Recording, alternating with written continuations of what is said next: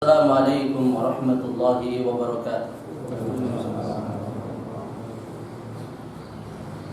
Innal hamdalillah nahmaduhu wa nasta'inuhu wa nastaghfiruh wa na'udzu billahi min shururi anfusina wa min sayyiati a'malina. May yahdihillahu fala mudilla lahu wa may yudlil fala hadiya lahu. Asyhadu an la ilaha illallah wahdahu la syarika lahu wa asyhadu anna Muhammadan 'abduhu wa rasuluh.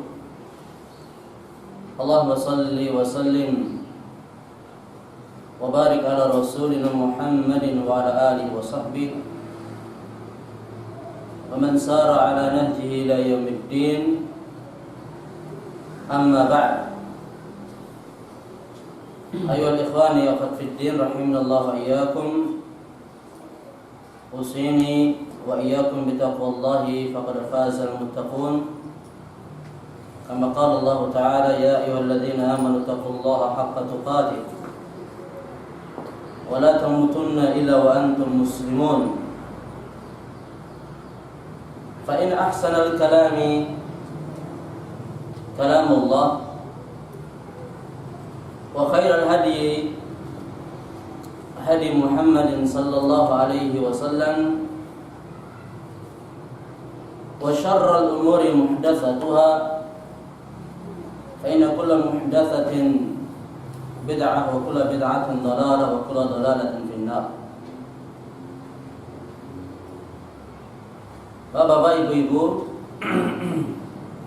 saudara-saudariku muslimin muslimat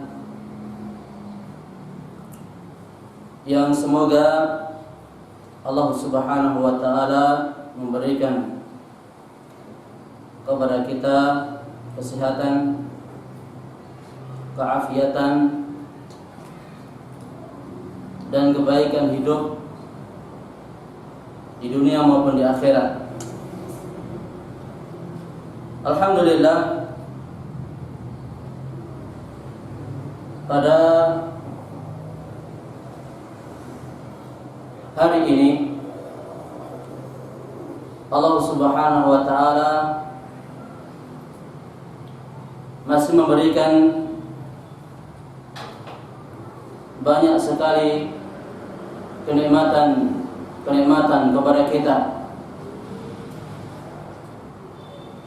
yang mungkin dan sangat mungkin sekali di antara kita melupakannya atau kurang merasakannya, atau bahkan sama sekali tidak tahu bahwa itu sebenarnya adalah nikmat dari Allah Subhanahu wa taala. Baik kenikmatan yang bersifat lahiriah jasmaniyah maupun kenikmatan yang bersifat ruhiyah diniyah. Sebagai contoh, Allah Subhanahu wa taala memberikan kepada kita kesehatan jasmani yang tidak mengalami sakit, organ-organ tubuh kita juga baik sempurna, mata kita, telinga, gigi, tangan, kaki, tidak usah saya sebutkan satu demi satu organ-organ tubuh kita ini. Kita baru merasakan kenikmatan tersebut manakala dicabut atau dikurangi. Mata kita kok penglihatannya kok semakin kabur, baru terasa. Periksakan ke dokter mata. Kemudian telinganya kok ada kurang gangguan pendengaran, baru merasakan. Tapi ketika kita diberi kesehatan dan merasakan nikmat itu, maka kita mungkin kurang begitu menikmati kalau kita tidak menyadari bahwa sebenarnya kita ini dipenuhi nikmat dari Allah Subhanahu wa taala. Ada salah seorang yang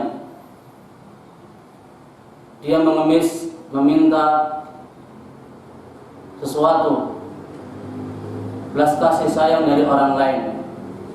Ketika ditanya, kamu itu sebenarnya kaya? Oh, saya tidak kaya. Coba, kamu punya mata. Matamu tak beli sekian juta, mau gak kamu? Tidak. Kamu punya jantung, tak beli sekian juta, maukah kamu? Tidak. Disebutkan satu demi satu organ-organ tubuhnya. Ternyata apa? Nilai tubuhmu saja itu ratusan juta, mungkin miliaran. Ini kurang bisa dirasakan oleh manusia.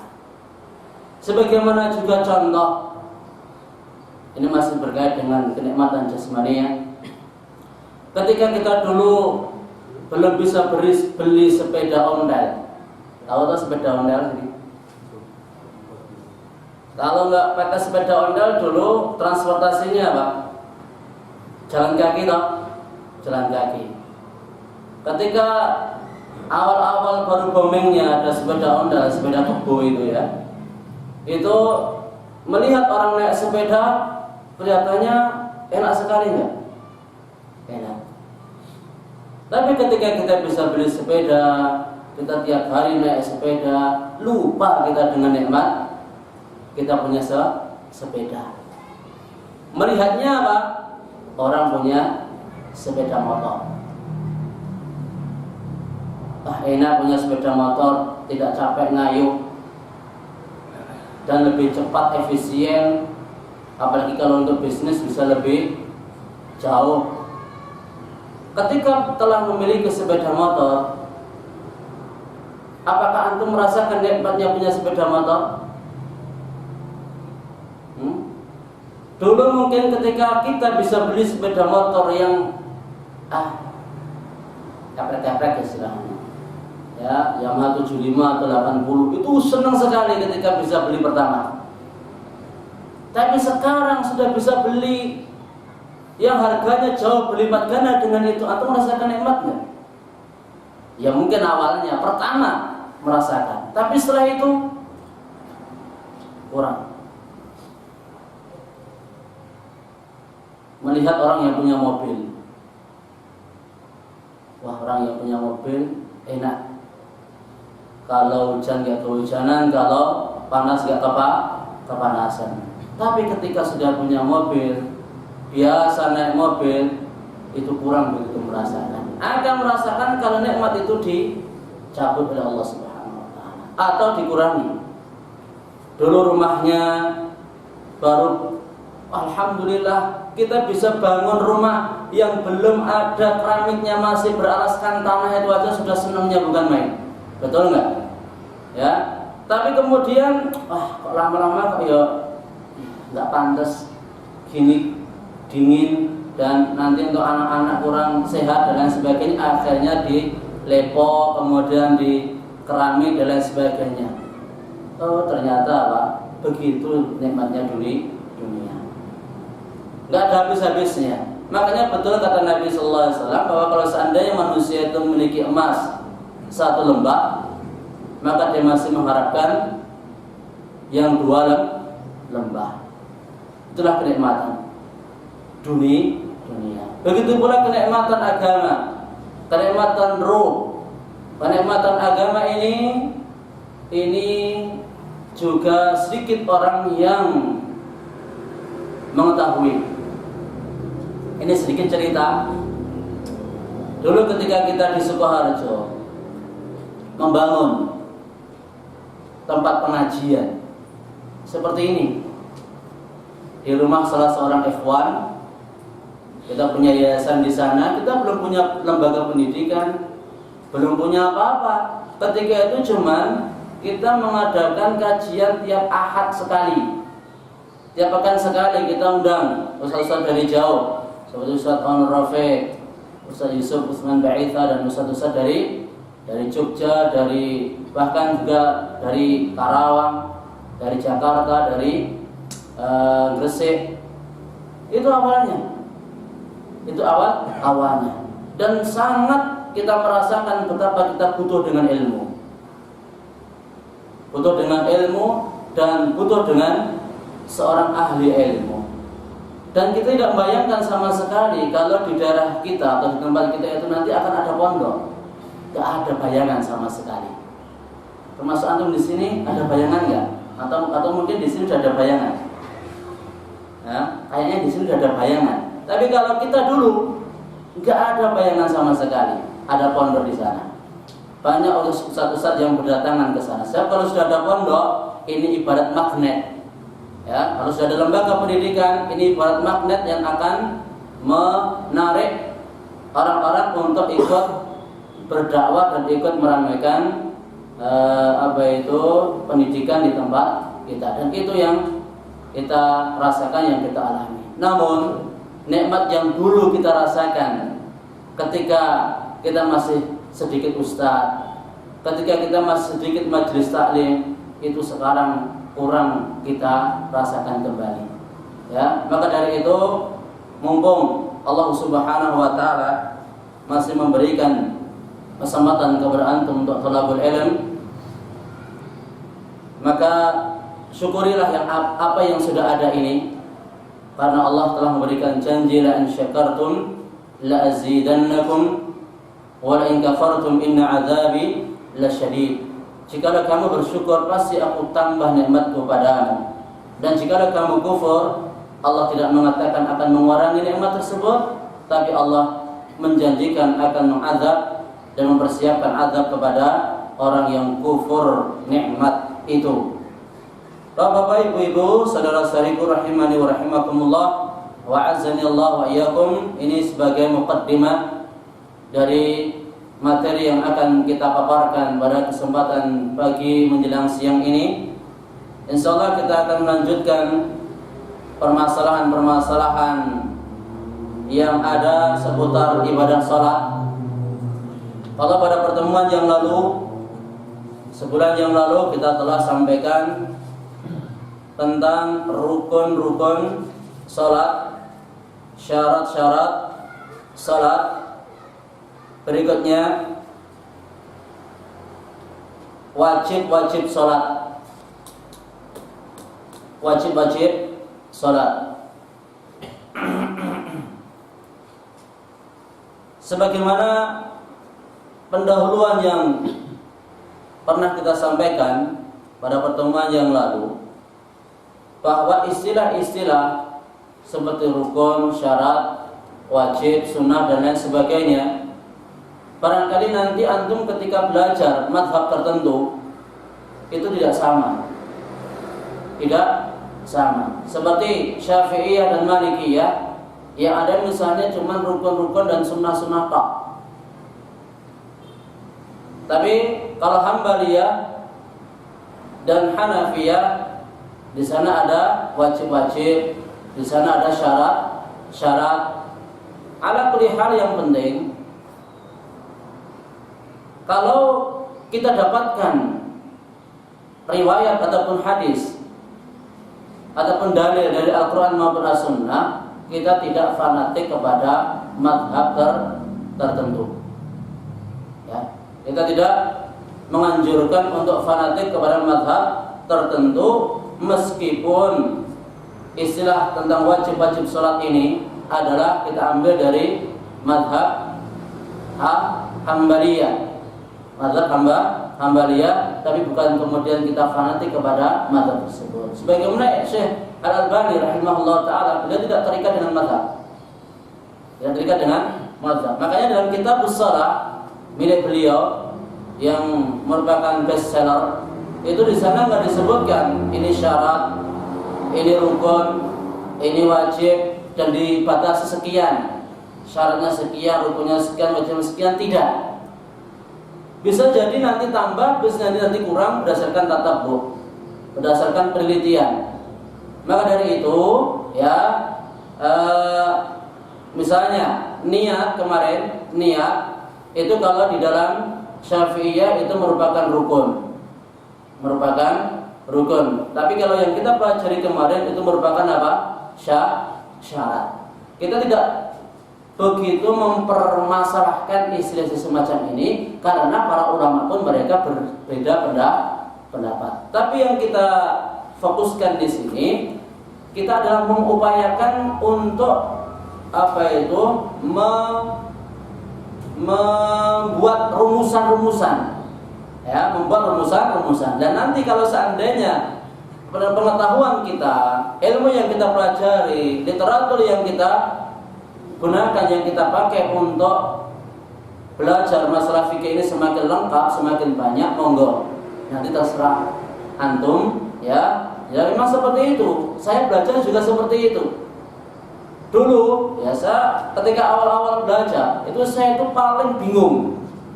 Ketika saya di Gresik, saya itu kadang itu gumun ya sama satu saat itu. Ini si A berpendapat demikian, si B berpendapat demikian. Bingung saya. Antum merasakan nggak? Atau malah tuh nggak bingung, cuma saya yang merasakan. Apalagi masalah fikih ya, masalah fikih. Ini sering terjadi perbedaan pendapat. Atau merasakan bingung nggak? Ya, kalau saya iya, saya terus terang. Saya masih ingat ketika saya belajar di Gresik itu saya itu mikir, gimana Ustaz itu kita kok mantap gitu ya. Ketika menyampaikan, ketika memberikan suatu penjabaran itu kok mantap, kayaknya kok itu yang benar gitu loh. Kayaknya kok itu yang benar. Saya merasakan sekali itu. Dan saya, kapan ya saya bisa seperti itu? Ya, gak usah mikirnya kapan, yang penting terus belajar menambah ilmu, membaca kitab-kitab yang ada dan lain sebagainya, terus meningkatkan ilmunya. Nanti lambat laun itu bisa memberikan penilaian sendiri. Mungkin ustadznya yang dulu kita belajar sama beliau, wah itu pendapatnya ternyata lemah. Ternyata kita temukan pendapat lain yang lebih kuat. Gitu memang. Belajarnya memang seperti itu. Makanya Imam Ahmad dengan Imam Syafi'i berbeda pendapat enggak? Dalam beberapa hal. Padahal gurunya. Imam Malik dan Imam Syafi'i berbeda pendapat enggak? Beda pendapat, padahal itu gurunya. Apa enggak boleh? Kalau nanti antum misalnya menemukan yang lebih, nanti kalau misalnya semakin lama kita belajar, semakin banyak ilmu yang kita peroleh, nanti antum akan dapatkan itu. Ya, tapi untuk awal-awal kita belajar, ini hanya untuk memudahkan kita di dalam memahami persoalan. Ya, sakit difahami ya. Jangan bingung. Yang bingung ini wajar gitu loh maksudnya saya. Jangan digawe aku ketok selama ini nampak ini kok. Ya monggo. Jadi nggak usah dibikin bingung, tapi dibikin wawasan, tambah ilmu, tambah wawasan. Baik, wajib sholat. Yang dimaksud dengan wajib sholat, ya, itu apa yang wajib dilakukan atau diucapkan di dalam sholat. Perkataan atau perbuatan yang wajib dilakukan dalam sholat. Dan ia gugur dengan melakukan sujud sahwi.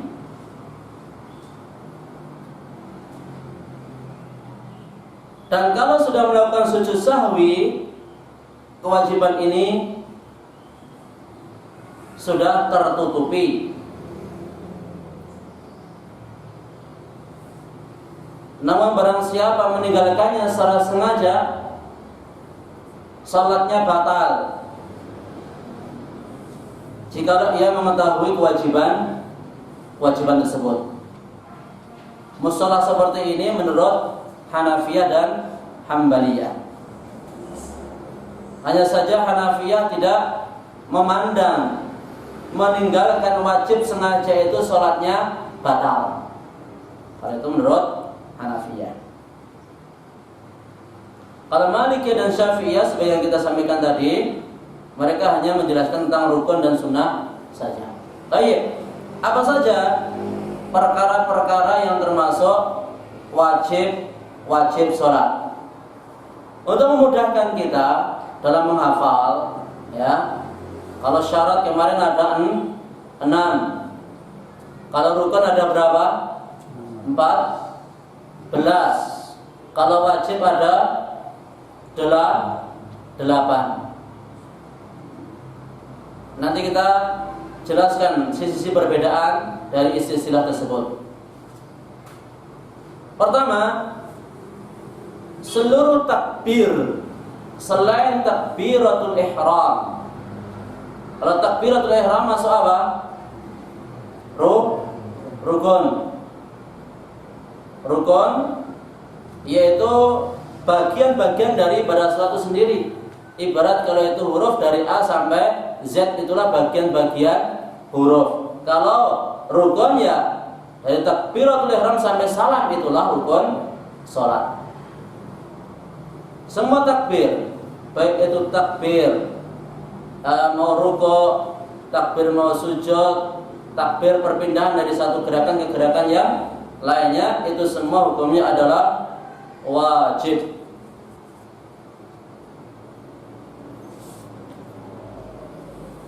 Ini perlu saya bacakan dalilnya enggak?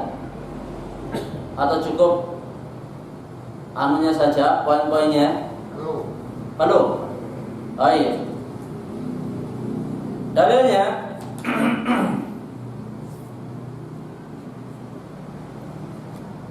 Rasulullah sallallahu alaihi wasallam bersabda, ya,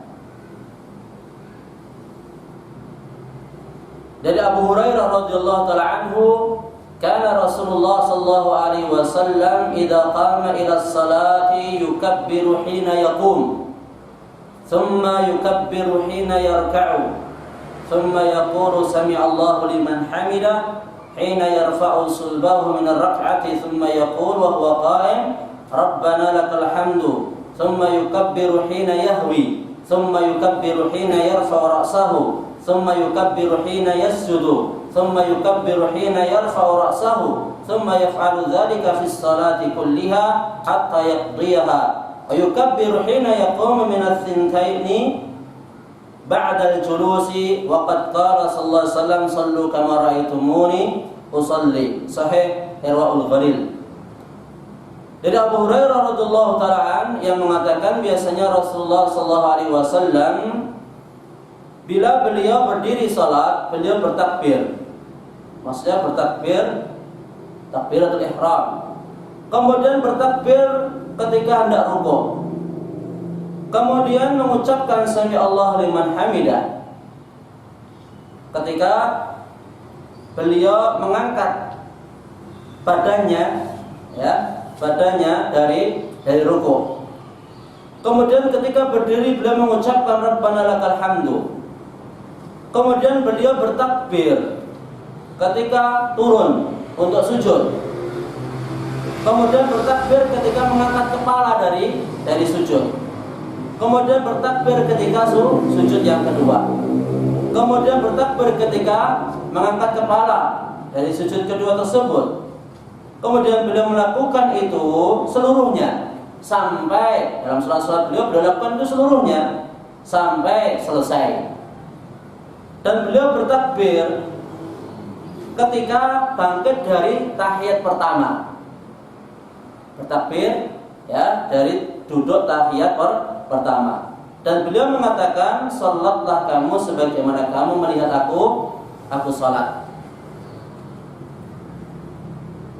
Kalau masih mau tambah dalil lagi, kita bacakan. Rasulullah SAW memerintahkan orang yang salatnya buruk, "Innahu la tatimmu salatun li ahadin minan nas hatta yatawadda'a." Sesungguhnya tidak sempurna salat seorang dari manusia hingga ia berwudu.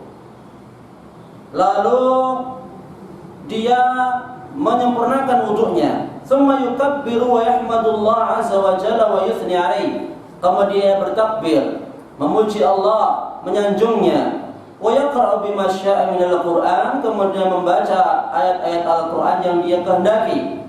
Tsumma yaqul, kemudian mengucapkan Allahu Akbar. Tsumma yasjudu hatta tatma'inna mafasilahu, kemudian dia sujud hingga tenang persendian-persendiannya.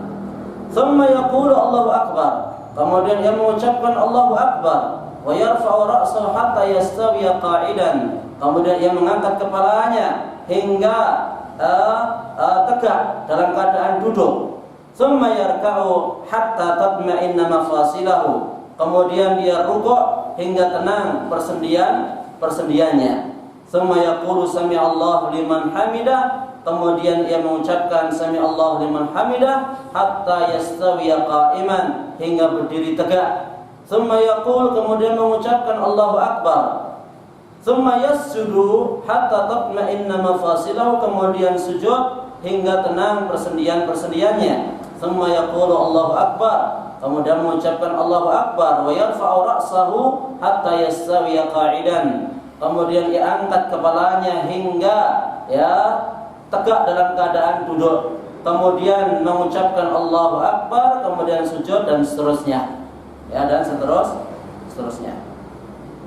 Ini di antara dalil-dalil yang menjelaskan bahwa takbir intiqal, takbir perpindahan dari satu gerakan ke gerakan yang lainnya, ini merupakan wajib, termasuk mengucapkan sami Allahu liman hamidah, termasuk mengucapkan Rabbana lakal hamdu. 3 sekaligus kita sebutkan dalilnya tadi. Jadi semua takbir selain takbiratul ihram. Kemudian yang kedua, ucapan sami Allahu liman hamidah. Kemudian yang ketiga, ucapan Rabbana walakal hamdu. Sami Allahu liman hamidah yang membaca adalah imam dan orang yang salat sendirian. Kalau makmum langsung membaca Rabbana walakal hamdu. Rabbana walakal hamdu. Imam juga membaca, makmum juga, dan orang yang salat sendirian.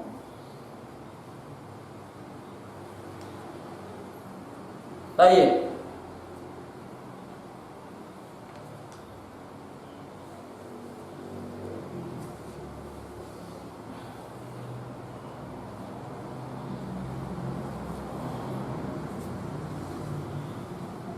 Jadi pada tiga ada,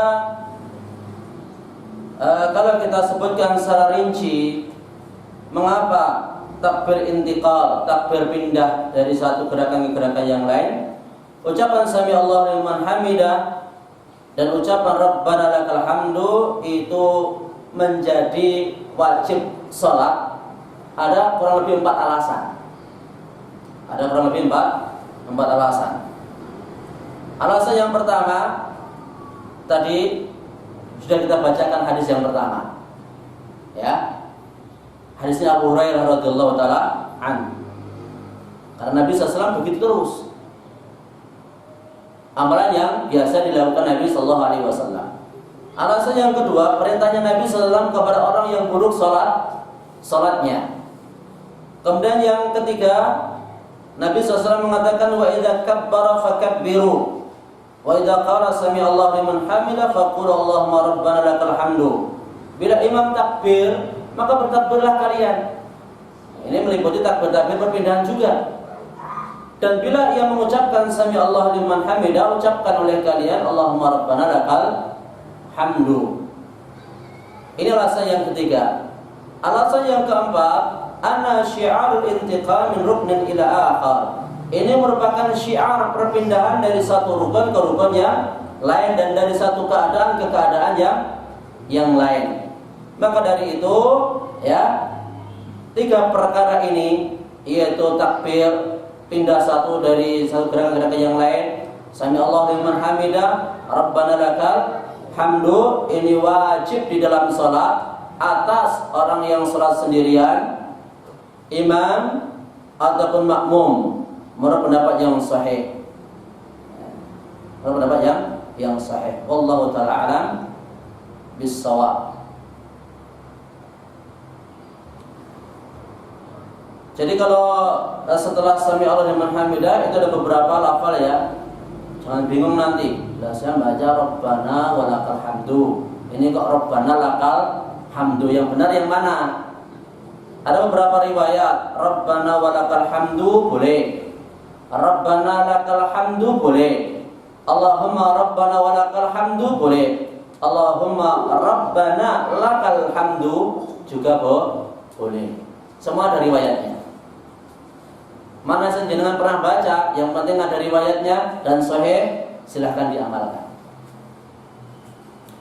Terus nomor berapa?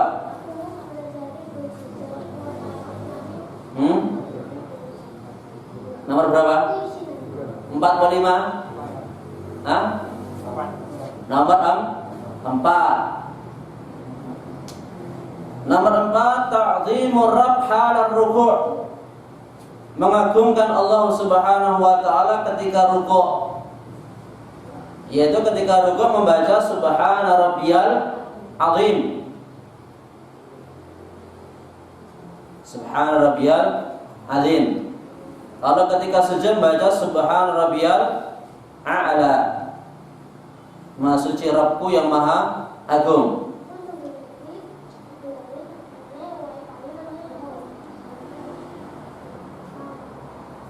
Uqbah ibnu Amir mengatakan, "Lamma nazalat fasabbih bismi rabbikal azim." Ketika turun ayat, maka maha sucikan nama Rabbmu yang maha agung. Qala lana Rasulullah sallallahu alaihi wasallam, Rasulullah sallallahu alaihi wasallam bersabda kepada kami, "Ij'aluha fi ruku'ikum." Jadikan itu dalam bacaan rukuk-rukuk kalian. Falamma nazalat sabbihisma rabbikal a'la. Surat apa ini? Al-a'la. Kalau fasabbih bismi rabbikal azim, surat apa ini?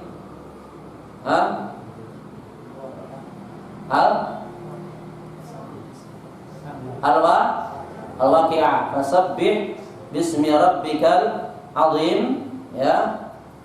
Ketika turun ayat ini, tadi Nabi memerintahkan untuk dijadikan bacaan rukuk subhana rabbiyal azim. Terus ketika turun sabbihisma rabbikal a'la, Nabi mengatakan ij'aluha fi sujudikum. Jadikan ia dalam doa sujud-sujud kalian. Sanadnya layyin. Diriwayatkan oleh Abu Dawud, Ibnu Majah dan Ahmad Ibnu Hanbal. Dan perintah Nabi sallallahu alaihi wasallam ini menunjukkan wajib. Karena pertama, Allah memerintahkan fasabbih, maha sucikan Rabbmu. Ya. Yang kedua, perintah dari Rasulullah sallallahu alaihi wasallam untuk menjadikan tasbih subhana rabbil azim ketika rukuk, subhana rabbil a'la ketika sujud. Dan sekaligus diamalkan oleh Nabi sallallahu alaihi wasallam.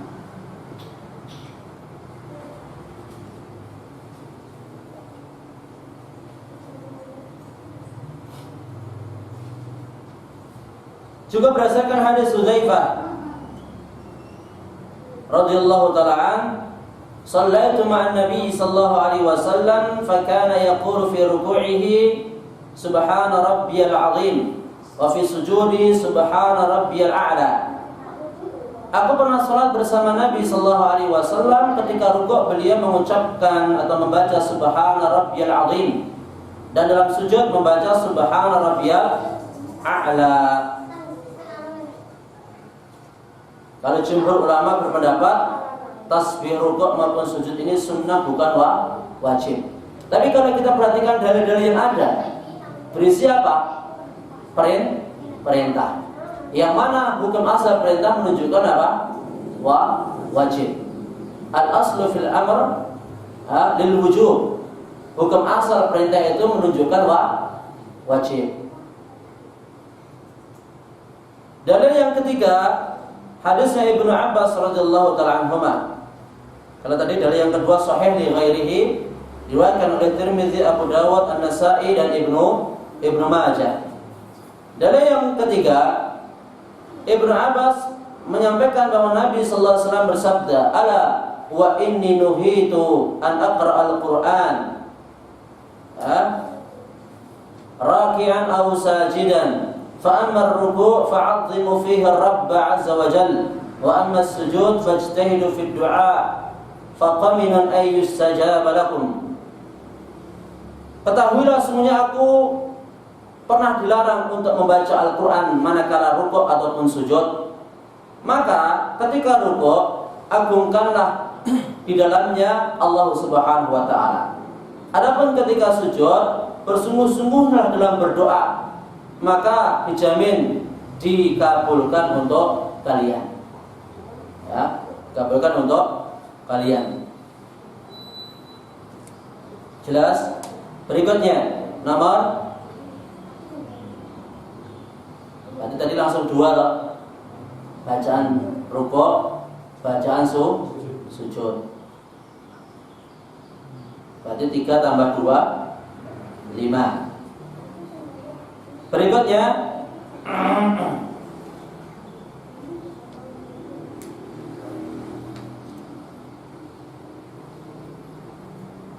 al-julus litasyahudil awal.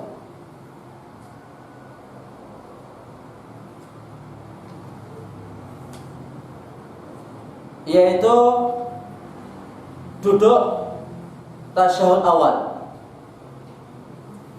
atau tahiyat awal.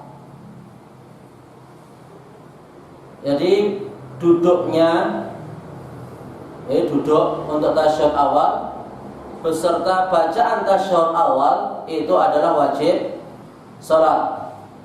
Berdasarkan hadis Nabi sallallahu alaihi wasallam kepada orang yang buruk salatnya, fa idza jalasta fi wasatis shalah fatma'inna waftarish fakhidakal yusra thumma tashahhad. Bila kau duduk di tengah salat, maka tenanglah, hamparkan pahamu yang kiri, kemudian bacalah tasyahud. Dan juga berdasarkan dalil-dalil yang telah lalu bahwa tasyahud akhir termasuk rukun. Tapi kalau tasyahud awal bukan rukun, tapi wajib salat. Nanti kita jelaskan apa perbedaan rukun dengan wajib. Sebab apa?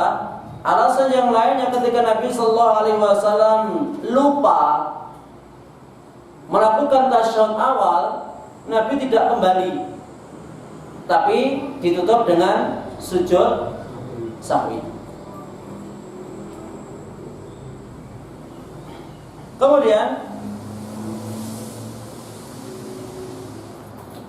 itu langsung masuk 7, langsung masuk itu 2 itu ya, duduknya dan bacaannya. Duduk itu sendiri dan bacaan tasyahud itu juga sendiri.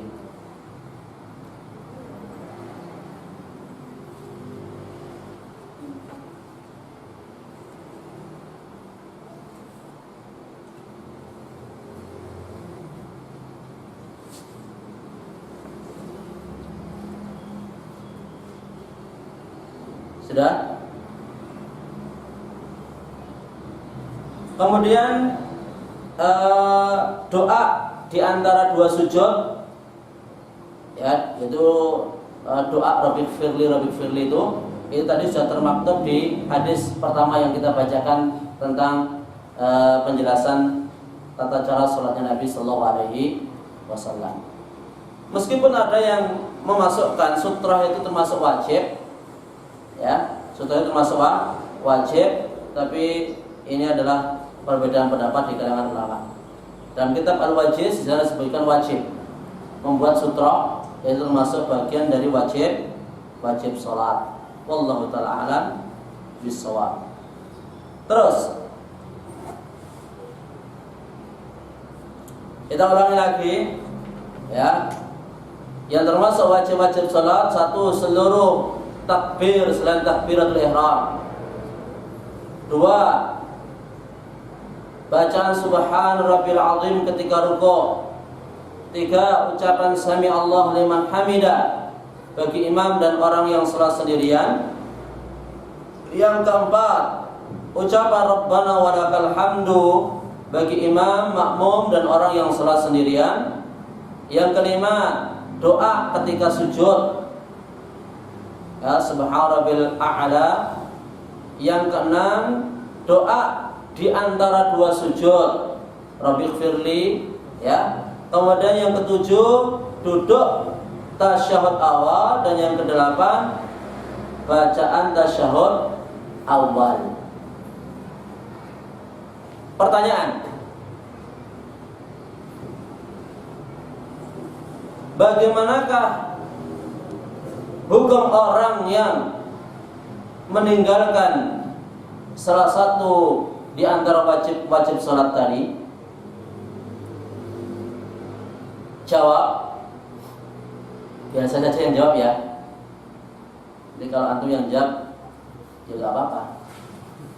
Mau jawab? Apa hukumnya? Masih lama. Masih batal. Hukumnya batal. Dirinci. Pertama, idza tarakal musalli wajiban min hadhil wajiban amdan batalat salatuhu. Kalau sengaja ia meninggalkan wajib salat ini, sengaja, misalnya pas rukuk dia nggak baca doa rukuk, ya, dia nggak baca doa rukuk, sengaja dia, salatnya batal. Banyak menyelisihi dawuh Nabi sallallahu alaihi wasallam, salatlah kamu sebagaimana kamu melihat aku salat. Terus yang kedua, wa in tarakahu nasiyan. Kalau yang meninggalkannya itu lupa, gimana ini?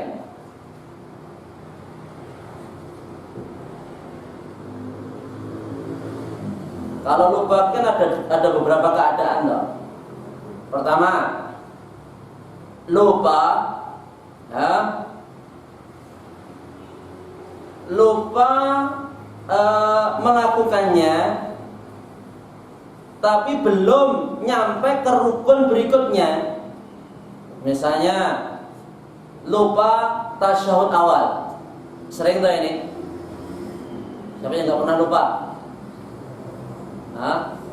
Nabi aja lupa, kok antum nggak lupa? Itu nggak mungkin. Ya. Dia apa itu? Ketika rakaat kedua harusnya tasyahud, dia mau berdiri. Kan lupa, kan namanya lupa, mau berdiri. Kalau belum sampai tegak berdiri, ini kan berarti belum sampai ke rukun berikutnya. Berdiri kan termasuk rukun.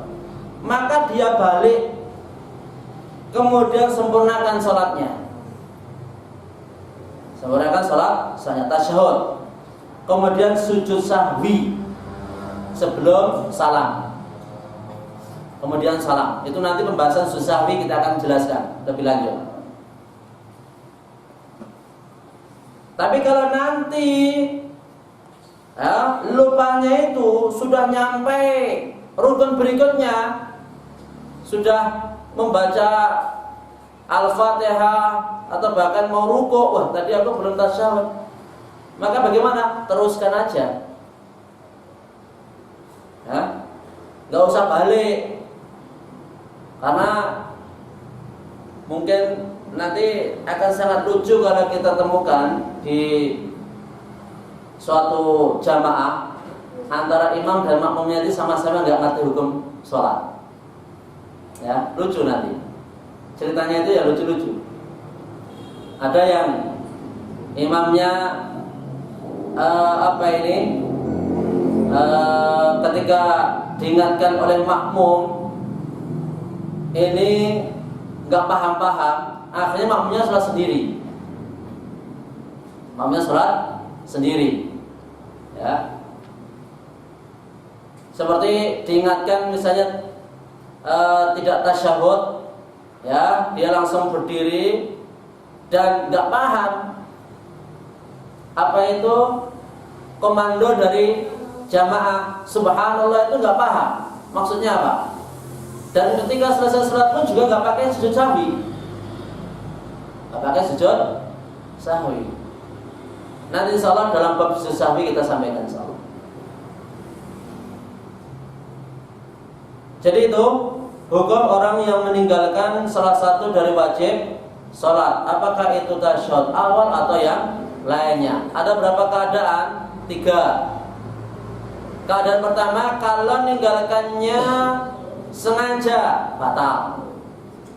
Yang kedua, kalau meninggalkannya karena lupa tapi belum sampai ke rukun berikutnya, balik dan baca itu atau kerjakan wajib tersebut. Tapi kalau sudah lupa, yang ketiga lupa dan sampai ke rukun berikutnya, maka biarkan berlalu. Tapi nanti gue nambal, ya, kekurangan tadi itu sebelum salam sujud sahwi 2 kali. Terus sekarang pertanyaan berikutnya, mal farqu bainar ruknil wal wajib? Apa beda antara rukun dan wajib?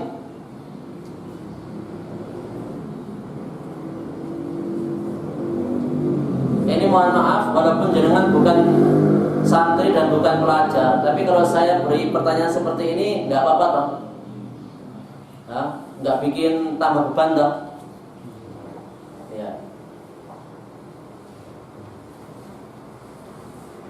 Biar nanti yang mau ngantuk-ngantuk nggak jadi ngantuk nanti kalau mendengar pertanyaan. Apa bedanya antara rukun dan wajib? Pertama, ar-ruknu idza taraka al-musalli sahwan fa innahu la yasqutu. Rukun itu kalau ditinggalkan orang yang salat karena lupa, maka tidak gugur kewajibannya, tapi harus dikerjakan rukun yang ia tinggalkan tadi dan rukun sesudahnya. Kemudian sujud sahwi setelah salam. Saya ulangi lagi. Misalnya lupa salah satu rukun sholat, ya, contohnya apa rukun sholat? Lupa sujud yang kedua. Lupa sujud yang kedua, misalnya orang lupa sujud yang kedua, kemudian dia naik ke atas, ya, naik ke atas. Tadi kemudian dia ingatnya, misalnya pas dia sujud cuman sekali itu rakaat pertama, dia ingat itu pada waktu rakaat kedua. Pas ketika sujud, wah aku tadi sujudnya cuman sekali. Maka gimana caranya? Ya, apakah di impas ke 0 nggak ada masalah? Atau gimana konsekuensinya? Konsekuensinya rakaat pertama hilang.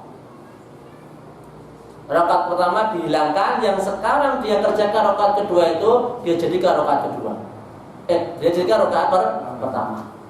Kalau ingatnya di rakaat kedua, tapi kalau dia ingatnya ketika dia berdiri dan sudah membaca, misalnya membaca apa surat atau apa, dia balik.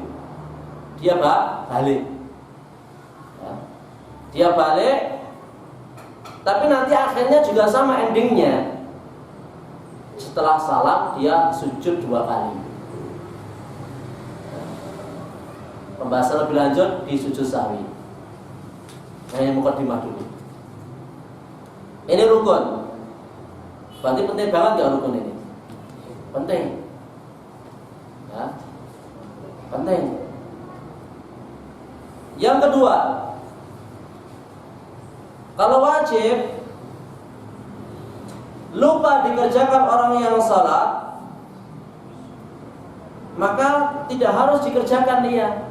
Apalagi kalau lupanya sudah sampai ke rukun berikutnya, nggak usah dikerjakan. Tapi nanti sebelum salam ditambal dengan, disempurnakan dengan sujud sahwi 2 kali sebelum salam. Lebih gampang loh kalau meninggalkan wajib.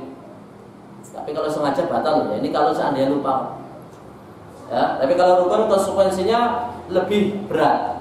Kalau rukun konsekuensinya lebih berat.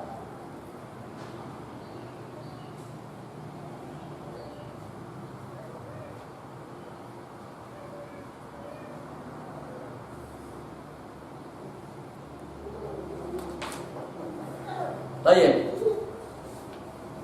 Sebelum kita lanjutkan ke sunnah-sunnah salat, tentang wajib salat, ada pertanyaan?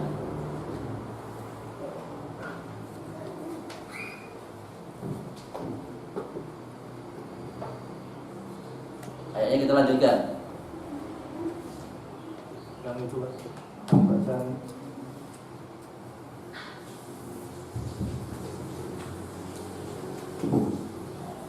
nomor itu.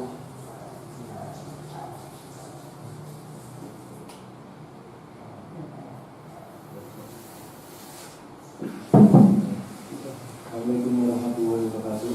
Waalaikumsalam. Yang sekarang saya tanyakan itu mengenai membaca Rabbana lakal hamdu hamdan katsiran thayyiban mubarakan. Kalau itu tambahan itu Ya, sahih. Ya, sahih Pak. Kita sudah bahas di sifat sholat dulu, tata cara sholat.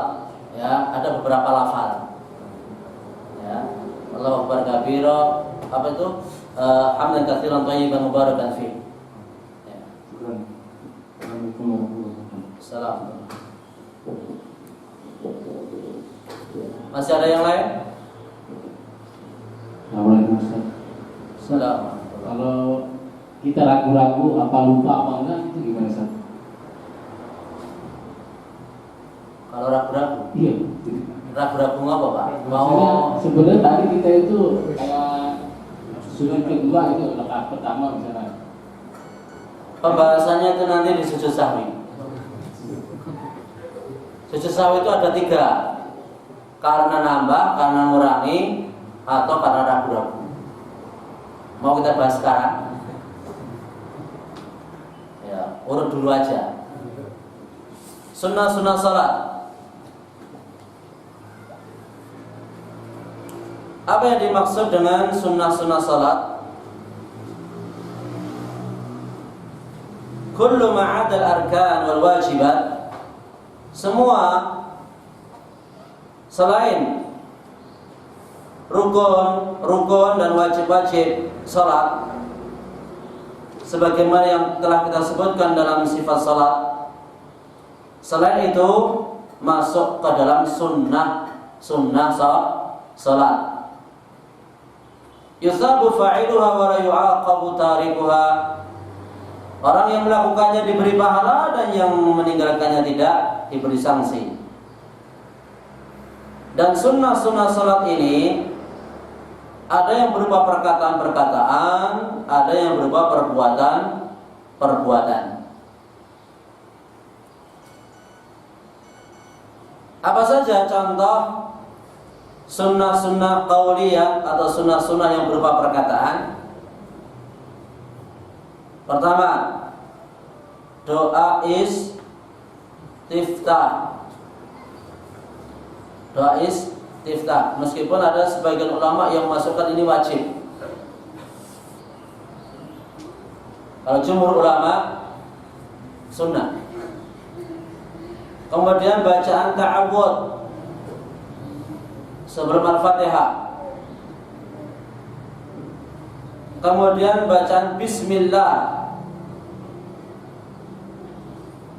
Kemudian ucapan amin. Kemudian bacaan surat setelah Al-Fatihah.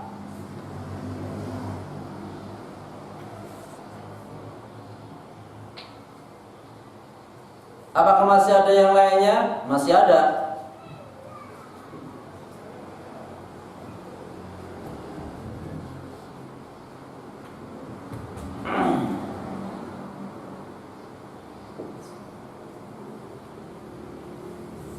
Berdoa setelah tasyahud awal dan tasyahud akhir.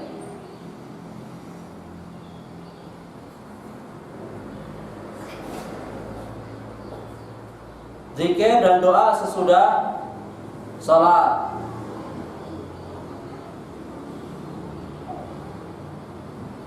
Termasuk zikir tambahan tadi, Pak. Rabbana lakal hamdu mil'as samawati wal ard wa mil'a ma bainahuma bil ma syi'ta min syai'in ba'd. Ala tsana'i wal majdi ahaqqu ma qala al 'abdu wa kulluna laka 'abdun. Allahumma la mani'a lima a'taita wa la mu'tiya lima mana'ta wa la yanfa'u dzal jaddi minka jaddu. Atau Rabbana wa lakal hamdu hamdan katsiran thayyiban mubarakan fi. Tambahan seperti itu hukumnya adalah sunnah dan lainnya. Itu sunnah-sunnah yang berupa perkataan.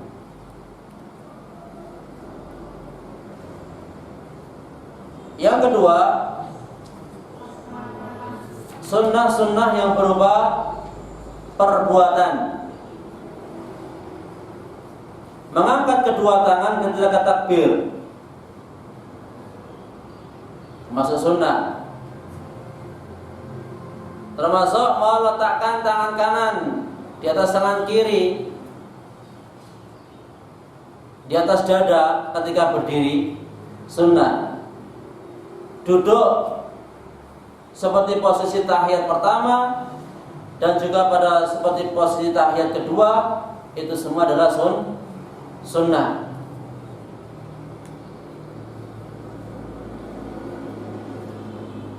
Melihat ke tempat sujud itu juga sunnah. Turun sujud dengan kedua tangan dulu itu juga termasuk sunnah.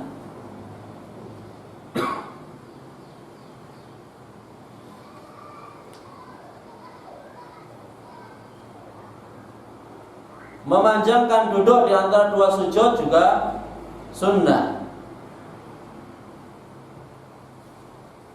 Duduk setelah sujud sebelum berdiri menuju rakaat kedua atau keempat, atau yang disebut dengan duduk istirahat, juga sunnah. Bertelekan dengan kedua tangan ketika menuju ke rakaat baru juga sunnah.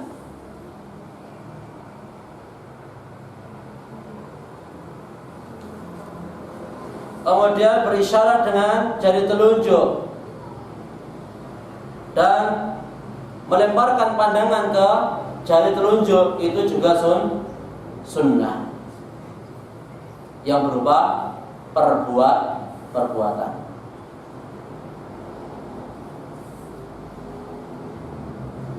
Kita sudah mengetahui syarat, rukun, wajib, sunnah.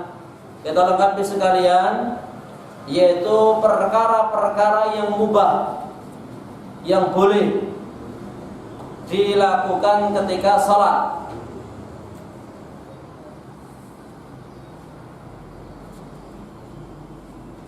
Jangan dikira nggak boleh ya, boleh. Sebelum kita bicara pembatal-pembatal salat, kita sampaikan dulu perkara-perkara yang dibolehkan di dalam salat. Pertama, hamlut tifli fis salat, menggendong anak kecil, bukan menggendong orang dewasa ya. Kalau menggendong orang dewasa sambil sholat apa ya iso? Ya, gendong anak kecil di dalam sholat. Sebagaimana Rasulullah SAW kana yusalli wa huwa hamil Umamah binti Zainab binti Rasulullah SAW. Fa idza sajada wada'aha wa idza qama hamalaha. Nabi sallallahu alaihi wasallam salat menggendong Umamah putri Zainab putri Rasulullah, cucunya. Ketika beliau sujud diletakkan bayi itu, dan ketika berdiri beliau gendong.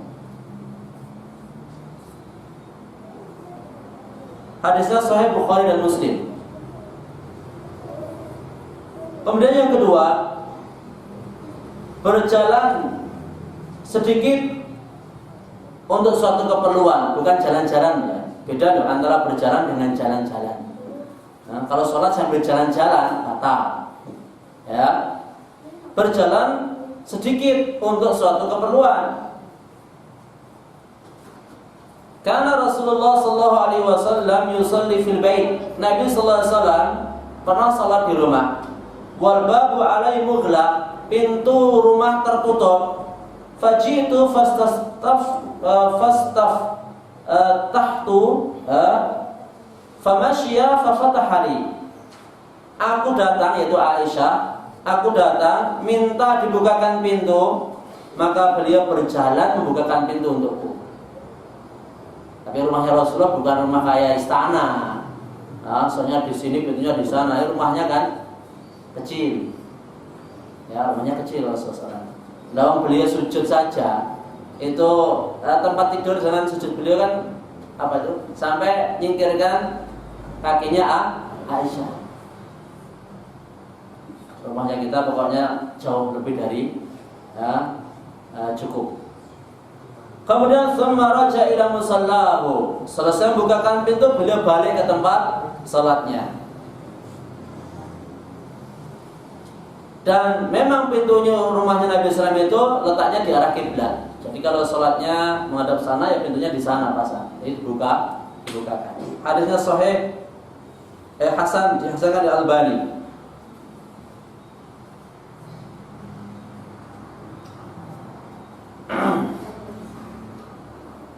Kemudian lainnya yang diperbolehkan, mencegat orang yang mau lewat di depan orang salat.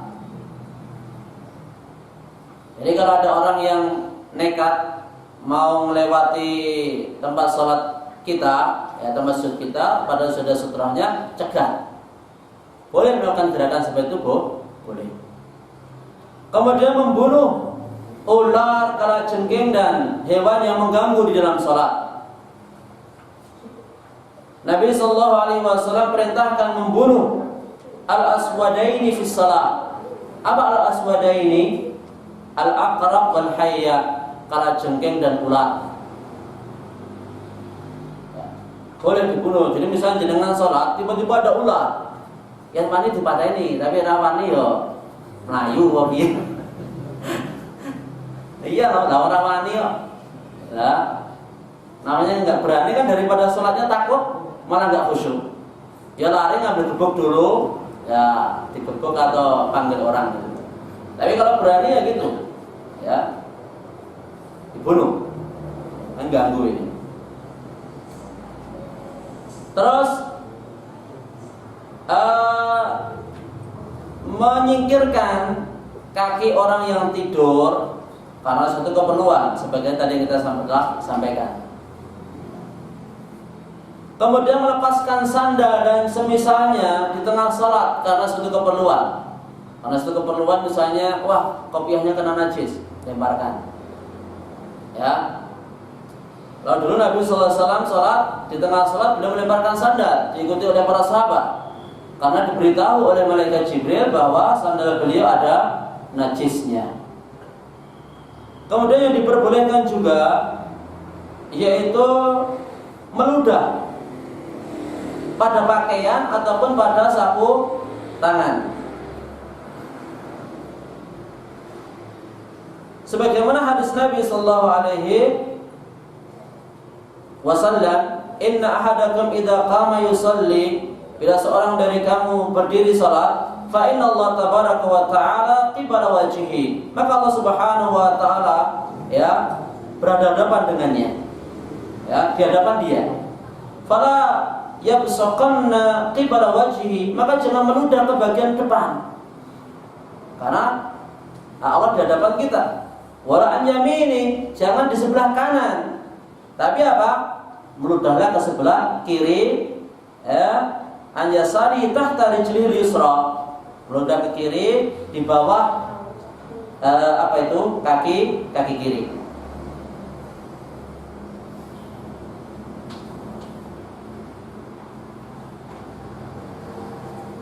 Tapi kalau seandainya nggak ada ya pakai pakaiannya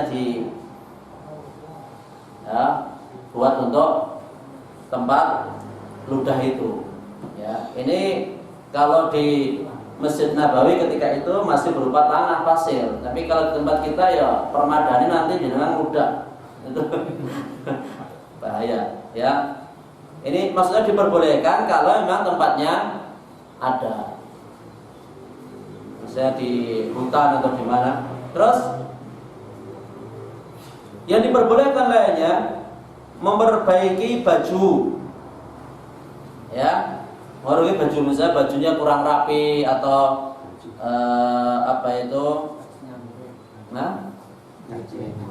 kancingnya copot. Ya. Kancingnya copot. Dan gosok badan juga boleh. Gosok badan. Karena mungkin sebagian kita dulu ketika belajar masalah salat itu, pokoknya salat itu harus nggak boleh gerak, pokoknya harus kayak patung gitu loh. Ya, makanya sampai pun itu gatal, sampai pun itu jangan, nanti itu bisa batal. Pernah mendapatkan pelajaran seperti itu? Ternyata.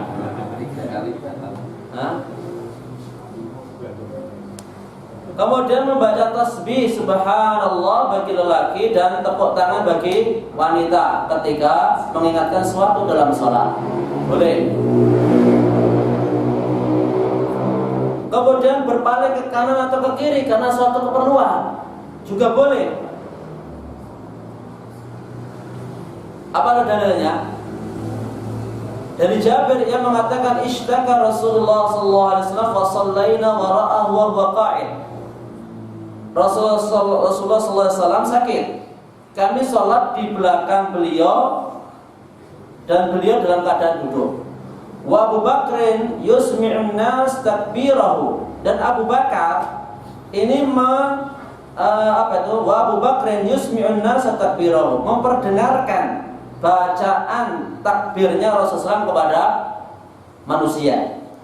Fatafata ilaina fara'ana qiyaman fa'asyara ilaina. Ya, maka kami menoleh. Ya, fatafata ilaina, ya, Rasulullah menoleh kepada kami. Fara'ana qiyaman. Nabi sallallahu alaihi wasallam melihat kami berdiri. Fa'asyara ilaina, lalu Nabi sallallahu alaihi wasallam merintahkan kepada kami. Faqa'adna, lalu kami pun duduk. Fa shallaina bi sholati qu'udan, dan Nabi sallallahu alaihi wasallam maka kami salat dengan salatnya beliau secara duduk.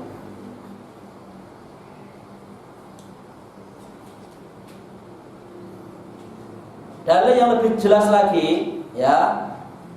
Ini hadisnya riwayat Bukhari dan Muslim. Ini pas masa-masa sakitnya Rasulullah yang imami Abu Bakar. Ketika datang Rasulullah, kan dikiranya Rasulullah sudah nggak bisa mengimami. Suatu ketika Rasulullah nggak baikan. Kemudian pas Abu Bakar mengimami para sahabat, Rasulullah datang. Ya, lalu apa? Fajar Rasulullah menasu fi shalat, fatakhallasa hatta waqafa fi shaf. Nabi sallallahu pun berdiri di shaf. Fasaffaqan nas, orang-orang pun bertepuk. Ya, wa kana Abu Bakar la yaltafitu fi shalat. Abu Bakar itu enggak noleh ketika salat. Falamma aktsarun nas at-tasfiq, ya, ketika semakin banyak orang yang bertepuk, ya, kelihatan gaduh, iltafata, ia pun menoleh. Fara'a Rasulullah sallallahu alaihi wasallam, lalu ia pun melihat Rasulullah sallallahu alaihi wasallam. Tapi apakah batal salatnya Abu Bakar? Tidak, karena suatu hajat. Karena suatu hajat. Tapi kalau tolak ya lain. Kalau suatu hajat. Kalau seandainya ini nggak boleh, ya, dan kan para sahabat kan juga berarti kalau tahu Nabi melihat mereka kan piye caranya? Gimana caranya para sahabat tahu bahwa Nabi melihat kepada mereka? Menceritakan Nabi, kan kamarnya Nabi dengan masjid kan dempet. Berarti mereka pun juga menoleh kepada Nabi SAW, memperhatikan reaksi dari Nabi alaihi salatu wassalam. Kemudian yang diperbolehkan lainnya al-isyarah bil yad aw ra'sil hajah, berisyarat dengan tangan atau kepala karena suatu keperluan.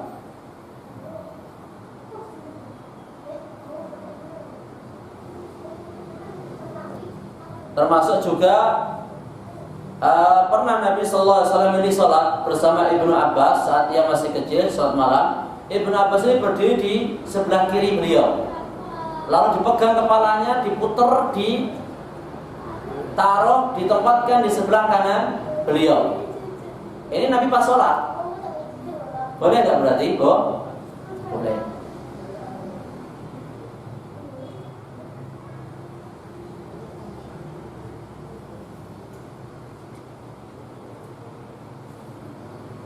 Melihat ke mushaf dan membaca dari mushaf pada waktu sholat sunnah kalau diperlukan.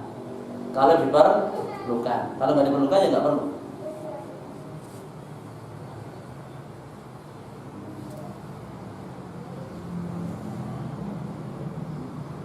Terus ucapan-ucapan yang diperbolehkan di dalam sholat atau perkataan-perkataan yang diperbolehkan dalam sholat, misalnya apa? Mengulang-ulang ayat. Ya, mengulang-ulang ayat. Ini boleh. Jangan dikira ini imamnya gimana toh, misalnya. Ayat kok diulang-ulang, terus kok nggak hafal kelanjutannya gitu loh. Nabi sallallahu alaihi wasallam pernah mengulang satu ayat itu sampai subuh. In tu'adzibahum fa innahum 'ibaduk wa in taghfir lahum fa innaka antal 'azizul hakim. Nabi baca ayat ini ngulang-ngulang sampai subuh. Ini boleh nggak? Boleh. Terus nanti jenengan prakteknya, wah aku tak sholat sampai subuh, seayat tak bulan baleni misalnya, yang kuat. Pertanyaannya oleh apa ora? Yang kuat nanti.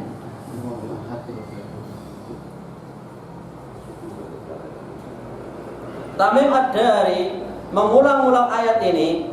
Am hasibal ladzina ijtarahu as-sayyi'ati an naj'alahum kalladzina amanu wa 'amilus salihati sawa'an mahyahum wa mamatuhum. Diulang-ulang oleh beliau. Sa'id bin Ubaid mengatakan, aku melihat Sa'id bin Jubair mengimami orang-orang di bulan Ramadan mengulang-ulang ayat ini. Idil aghlalu fi a'naqihim ya ayyuhal insanu ma gharraka bi rabbikal karim alladzi khalaqaka fasawwaka fa'adalak. Diulang-ulang 2 kali atau 3 kali.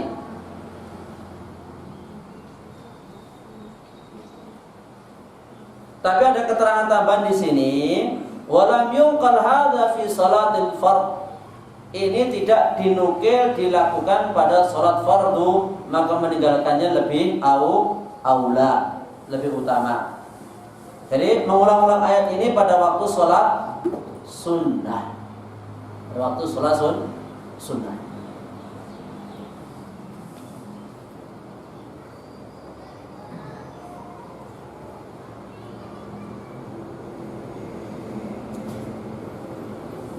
Kemudian yang dibolehkan, makmum boleh membetulkan bacaan imam. Misalnya imam lupa, makmum boleh membuka ayat yang imamnya itu lupa. Misalnya ayat apa yang lupa, dibantu oleh makmum boleh.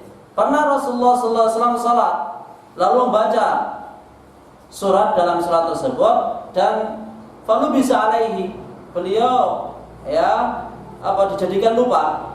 Falamma insarafa, ketika selesai beliau berkata kepada Ubay, "Shallaita ma'ana?"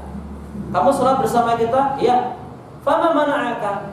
Apa yang menghalangimu? Maksudnya menghalangimu membetulkan bacaan dari Nabi sallallahu alaihi wasallam.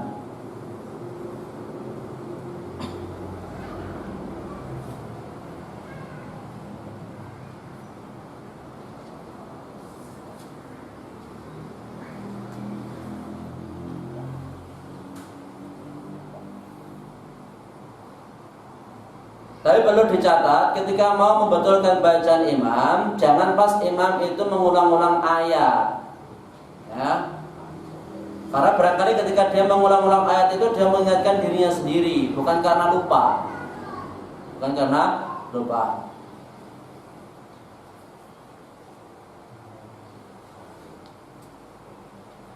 Demikian pula ketika mau membetulkan bacaan imam itu, ya, itu bukan pas dia diam. Kecuali kalau diamnya lama sekali.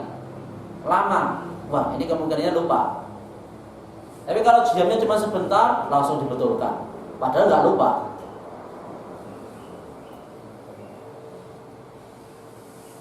Dan tidak membetulkan bacaan imam jikalau kekeliruan bacaannya itu tidak merubah makna.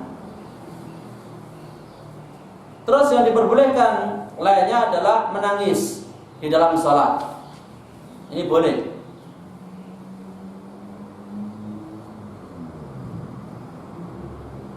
Kemudian juga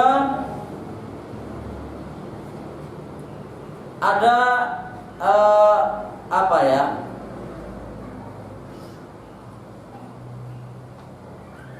Bicara sedikit untuk maslahat salat. Untuk maslahat salat. Ini tentunya pas lupa.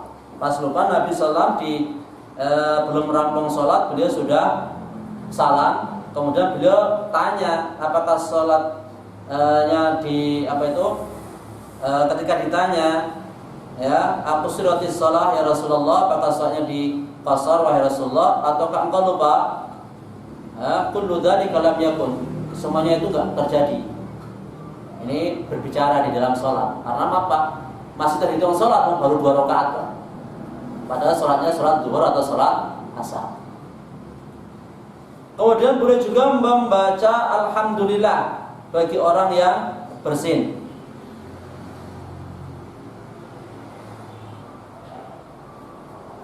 Sebagaimana dalam hadis Rifa'ah bin Malik, "Shallaitu khalfa Rasulullah sallallahu alaihi wasallam fa'atastu."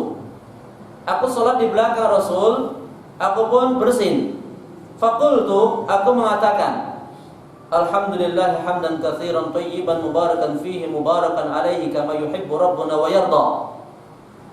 Falamma shalla Rasulullah wa ansarafa, selesai salat Nabi sallam berpaling. Manil mutakallim fi shalah, siapa yang di dalam salat bicara? Rifa'ah mengatakan, ana ya Rasulullah, saya wahai Rasulullah, walladzi nafsi biyadi, demi zat yang jiwaku di tangannya. Laqad ibtadaraha bid'ah wa thalathuna malakan ayyuhum yas'adu biha. Ya, bersegera 30 sekian malaikat berlomba-lomba membawa naik kalimat tersebut.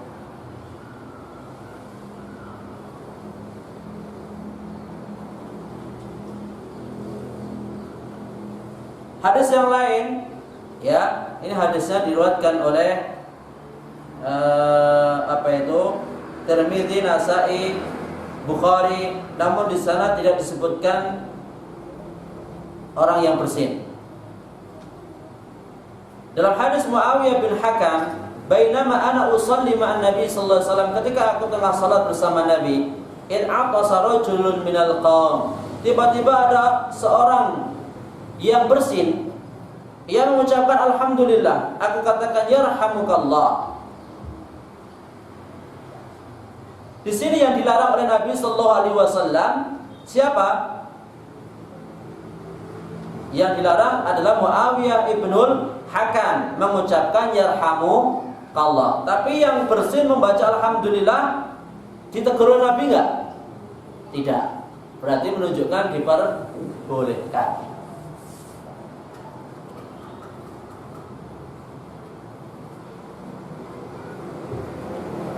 Demikian juga menjawab salam ketika salat. Nabi pernah pas salat ada sahabat yang lewat menyampaikan salam kepada beliau. Hadisnya Bilal. Kemudian apa yang dilakukan Nabi salam? Ya, Nabi memberi syarat dengan demikian. Jadi bukan dengan suara Waalaikumsalam warahmatullahi, tapi dengan gerakan tangan. Wallahu ta'ala alam bis-shawab.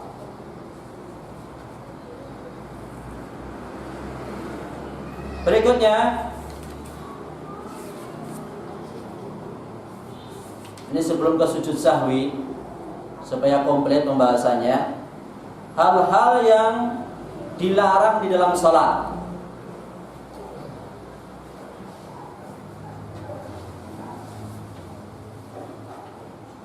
Hal-hal yang dilarang dalam salat ada perkara-perkara yang diharamkan atau makruh, ya, namun tidak menjadikannya batal, hanya saja mengurangi pahala orang yang salat. Berkaca pinggang ketika salat, ya, mengangkat pandangan ke atas, atau melihat sesuatu yang menyibukkannya dari salat. Misalnya melihat sajadahnya biasanya kok menarik misalnya, ya, melihat yang menyibukkan dia dari melaksanakan salat, ini termasuk dilarang. Kemudian berpaling tanpa hajat, merajut jari jemari ketika salat, atau membunyikan, ya, salat sambil, ya, ngeres pantas apa itu, membunyikan jari jemari tangan. Kemudian menguap ketika salat, karena ketika salat menguap itu minasyaiton, berasal dari setan. Kemudian meludah ke arah kiblat atau ke arah kanan, memejamkan kedua mata,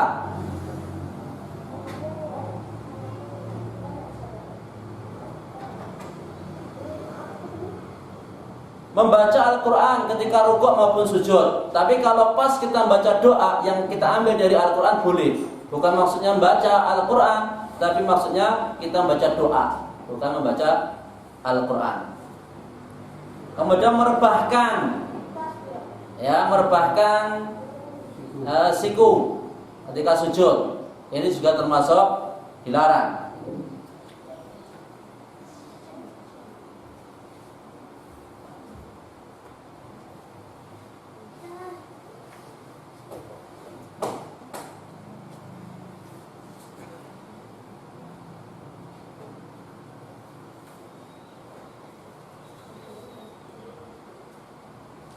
Kemudian berisyarat, ya, ketika salam kan begini toh, Assalamualaikum warahmatullah, Assalamualaikum warahmatullah, gitu ya.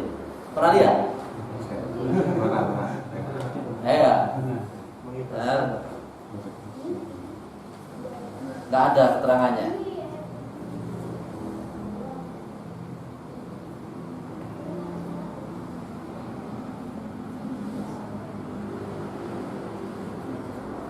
Ini pernah ditegur oleh Rasulullah Sallallahu Alaihi Wasallam, ya, pernah kejadian ditegur oleh Rasulullah, hadisnya diriwayatkan oleh Imam Muslim. Jadi beliau melarang melakukan seperti itu. Mendahului imam, ini juga dilarang. Jadi kalau kita sholat sebagai makmum, ya jangan mendahului imam, ya, atau barengan sama imam, jangan. Karena apa? Innama ju'ilal imamu liyutamma bih. Imam itu dijadikan memang untuk diikuti. Makanya kalau jadi makmum ya kita ikuti. Berarti kalau mengikuti itu ya setelah imamnya. Ya nggak boleh bersamaan atau mendahului imam. Demikian pula sholat ketika makanan tengah dihidangkan. Tengah dihidangkan dan kita pengen makan, lapar, ya.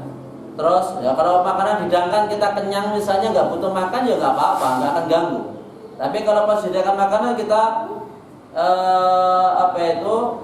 berselera untuk menyantapnya, juga ketika nahan kencing, nahan berak, ini adalah perkara-perkara yang makruh atau dilarang di dalam salat.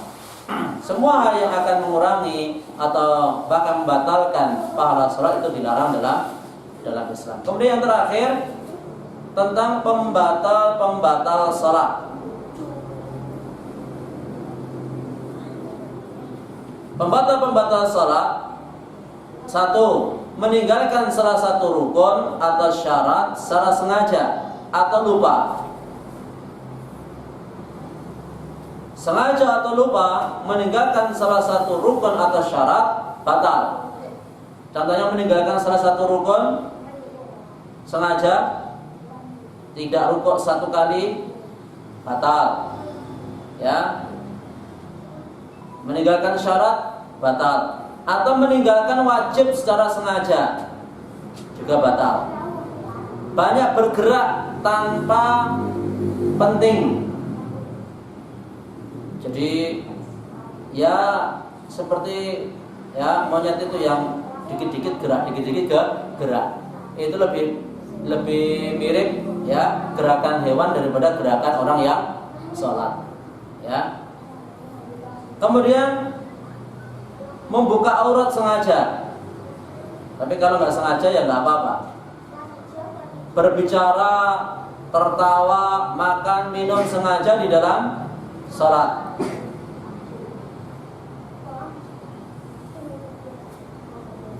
Wallahu ta'ala alam bisawab. Kita sudah selesaikan ya berbagai permasalahan-permasalahan yang ada, baik itu syarat, rukun, wajib, sunnah, yang mubah, yang makruh, yang diharamkan, ataupun yang membatalkan ibadah salat. Sebelum kita masuk sujud sahwi, ada yang ingin ditanyakan?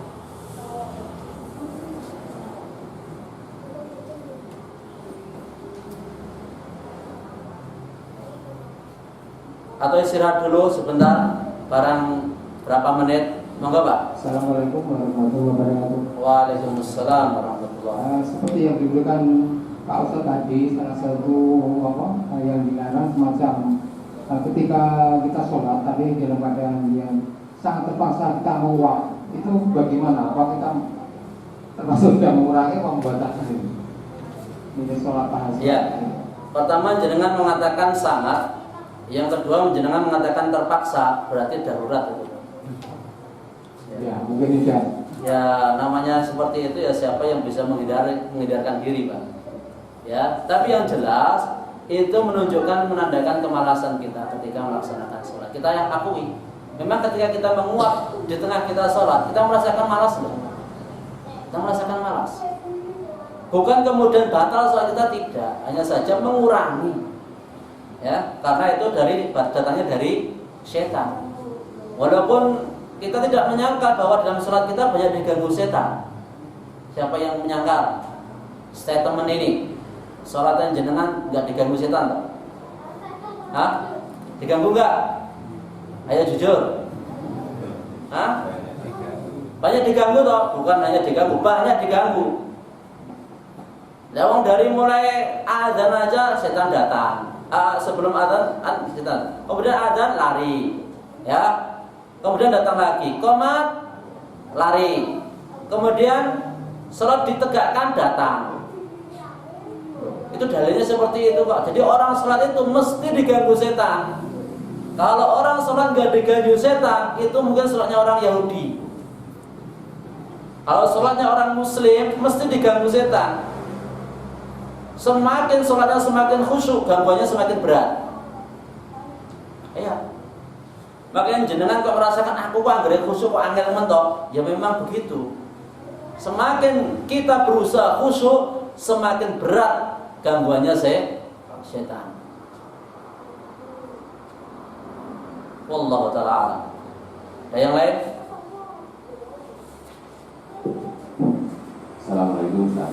Waalaikumsalam. Bagaimanakah saya itu pernah sholat Ustaz di rumah. Ketika sholat itu tiba-tiba disusul oleh kucing.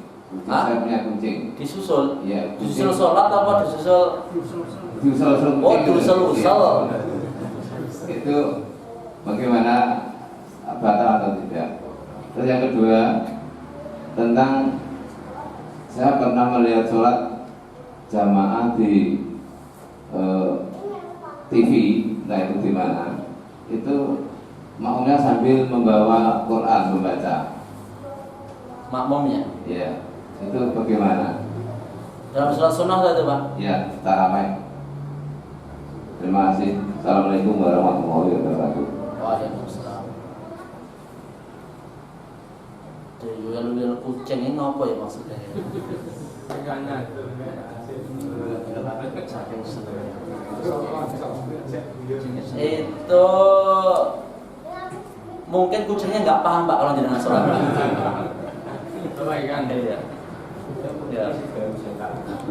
Iya.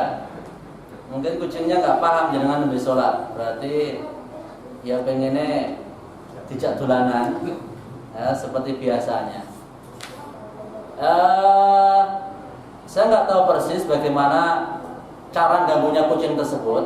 Ngusul-ngusul itu apa sambil misalnya diganggu atau cuman dempet-dempet ke badannya di kaki, gitu toh?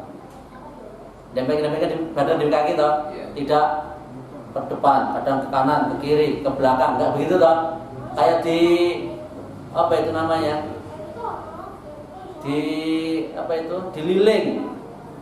Enggak toh, Pak? Kadang-kadang malah di depan di pas sudut itu atau bahkan ketika saya lempar itu kembali lagi di hadapan saya.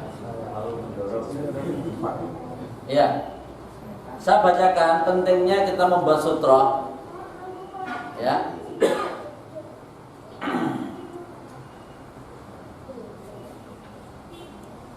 Ini ada riwayat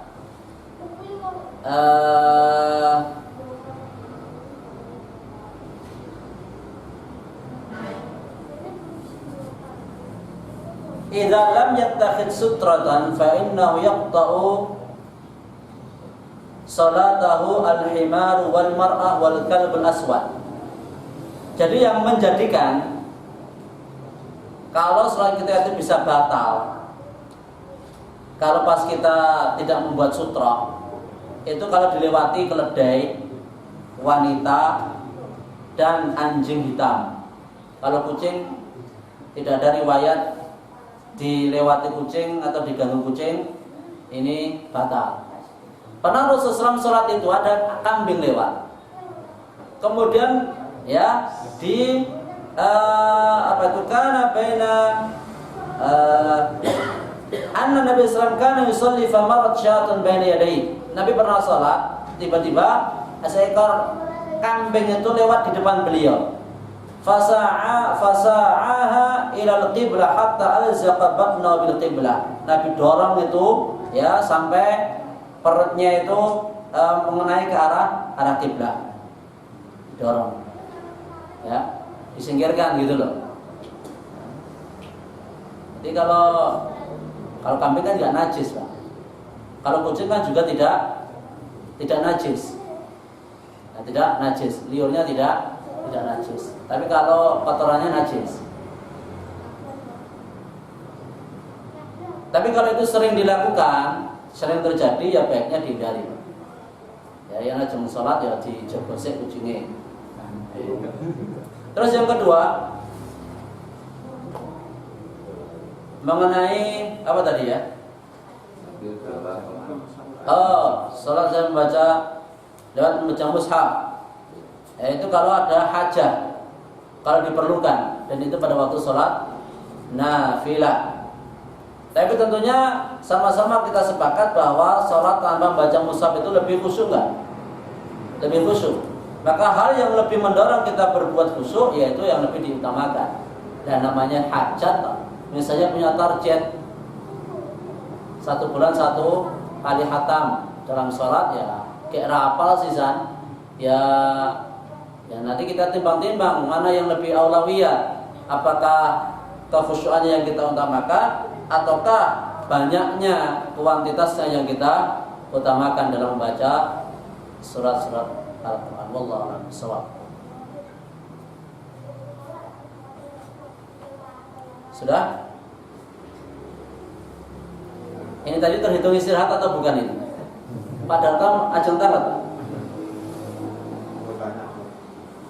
Ini anggap saja sambil istirahat ya. Sambil minum-minum kalau ada yang diminum. Assalamualaikum warahmatullahi wabarakatuh. Waalaikumsalam. Ada 2 hal yang mau saya tanyakan. Yang pertama, saya pernah sholat setelah Al-Fatihah tidak membaca surat. Tapi kemudian saya setelah rakaat yang keempat, setelah salam saya sujud sahwi. Apakah itu benar? Terus yang kedua, ini sesuatu yang sebenarnya saya diberi cerita oleh takmir salah satu masjid, di mana Ustaz dulu pernah mengisi di sana. Itu pada awal-awalnya itu ada seorang yang rajin sholat di sana. Waktu itu pakaiannya juga bersih. Terus karena takmirnya tidak hadir, kemudian dia disuruh oleh makmum untuk mengimami sholat. Waktu itu sholat asar ceritanya. Saya tidak ada waktu itu. Kemudian setelah sholat asar itu selesai, di saat mau selesai, di saat membaca surat Al-Fatihah yang keempat, itu tatkala mereka mengatakan waladhdallin, aminnya itu makmum semua mengatakan amin gitu. Kemudian imam yang ditunjuk tadi berbalik arah menghadap makmum, kemudian mengacungkan jari jempolnya. Lah begitu kompak gitu. Artinya ini Itu sholat asar Pak? Iya, sholat asar. Kok baca amin? Ya itu makanya Dikeraskan bacanya? bukan dikeraskan karena mungkin makmumnya nggak paham, Imamnya juga? imamnya juga karena memang itu stres. Hah? Imamnya stres? Imamnya itu dulu dia perwira polisi di Bali sana, Ustaz. Kemudian pulang ke sini, ya awal-awalnya dari kepulangannya itu rajin ke musola, rajin ke masjid gitu. Nah, begitu dia berbalik arah dengan mengacungkan jari jempol, terbilang ya begitu kompak gitu. Ngomong gitu Pak ya? Lelakan dunia ini gak ada. Akhirnya sholat itu diulangi masing-masing, jadi mereka sama. Nah itu bagaimana Ustaz? Terima kasih. Wassalamualaikum warahmatullahi wabarakatuh. Salam. Ada dari kisahnya Pak Darto tadi, kita pertama bersyukur kepada Allah Subhanahu wa Ta'ala. Kita diberi petunjuk, diberi kesempatan dan waktu untuk thalabul ilmi, menuntut ilmu. Sebab kalau kita nggak punya ilmu, masya Allah, itu seperti penyakit, Pak. Ya, bahwa kebodohan itu penyakit. Wa inna syifa'an as-su'al, dan obatnya sakit. Yaitu bodoh nggak tahu itu adalah dengan bertanya. Ya, coba kalau kita nggak tahu ilmunya, pusing nggak melihat fenomena seperti itu? Kayak piye ya, benar pora ya. Membuat hati itu bimbang ragu. Bahkan insya Allah tadi sakit pikiran gara-gara apa? Mikir ke kahanan yang nggak jelas gitu loh. Seperti contoh tadi, ya. Jangan tanyakan yang pertama bahwa imam tidak membaca surat setelah Al-Fatihah atau ayat. Terus jenengan sujud sahwi. Dalilnya apa, Pak? Ya, apakah dipukul rata? Pokoknya kalau ada yang enggak dikerjakan atau enggak komplit dalam sholat, pokoknya sujud sahwi. Gitu? Ya. Ya, karena belum tahu ilmunya. Tapi setelah kita jelentrehkan tadi, Pak, ini ada rukun, ada wajib, ada syarat. Enak enggak kita menganalisa? Iya, ini pentingnya kita belajar. Walaupun kita barangkali ketika belajar seperti ini, ya, pakai mazhab tertentu misalnya, tapi kan sangat membantu kita. Sangat membantu kita. Tadi dari keterangan saya, membaca surah Al-Fatihah itu masuk apa, Pak? Saya balik tanya. Termasuk apa tadi? Apakah syarat? Syarat atau rukun?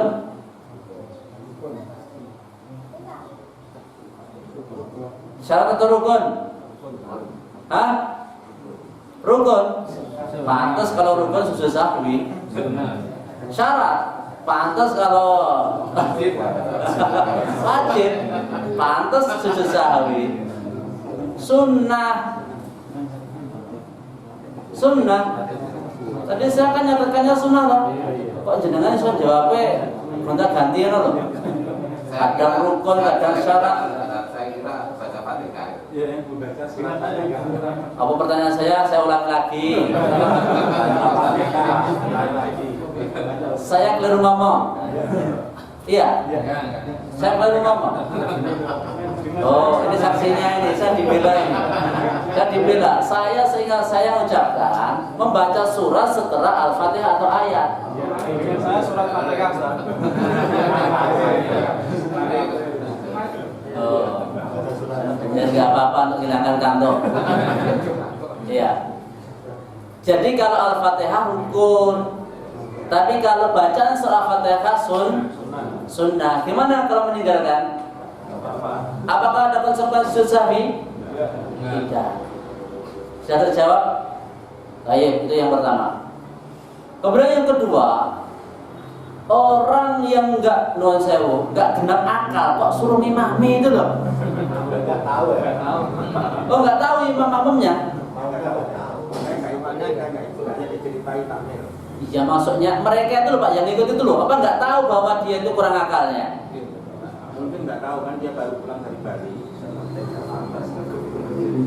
Tahunya dia ke masjid. Tahunya itu pas itu. Iya. Tahunya serta ke masjid itu. Tahunya Saya belum tahu kalau dia itu setengah. Oh, ketika tahu itu ketika dia ngimami. Jadi sebelum ngimami masih wajar-wajar saja. Karena nggak ada bedanya gitu ya. Oh gitu. Ya setelah tahu nggak usah jadikan imam lagi kan nanti. Sekarang udah nggak pakai baju. Ya situ aja selesai masalah. Kalau yang lalu ya wes mau udah terlanjur. Nah, terus gimana kalau mengulangi? Ya memang diulangi karena nggak sah bermakmum dengan orang yang nggak genep gitu. Nah, mau kok sholat kayak gitu? Ya, kayak iya, kayak orang dolanan gitu loh. Walaupun memang Syekh bin Baz rahimahullah ta'ala boleh terkadang mengeraskan bacaan pada waktu zuhur atau pada doa asar. Sebagian ulama membolehkan, ya, terkadang mengeraskan bacaan waktu zuhur ataupun waktu asar, boleh.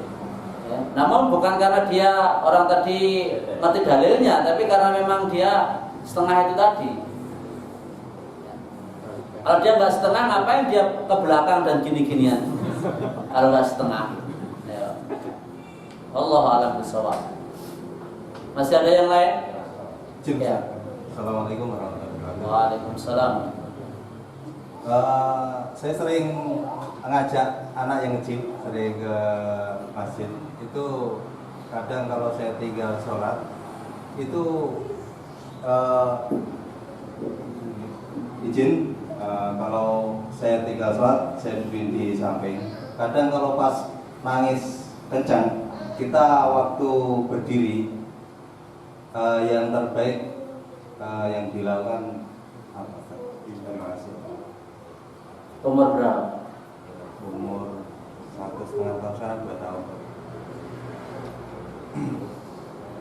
Kalau umur segitu, ya, umur segitu, laki atau perempuan? Perempuan. Ya, kalau kita bisa menjaga anak itu ya, dari tidak mengganggu orang yang sholat dan diberi sesuatu yang membuat dia bisa mainan sendiri atau makan dan sebagainya sehingga tidak mengganggu kita ketika melaksanakan sholat, ya itu diperbolehkan karena Nabi SAW sendiri juga membawa cucu beliau Zainab. Nah, juga pernah Hasan dan Husain, bahkan Hasan dan Husain itu jadikan Nabi sebagai kendaraannya.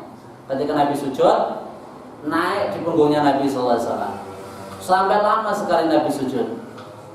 Sampai lama sekali Nabi sujud. Dikira sahabat itu batinnya, ini Nabi ada apa ini?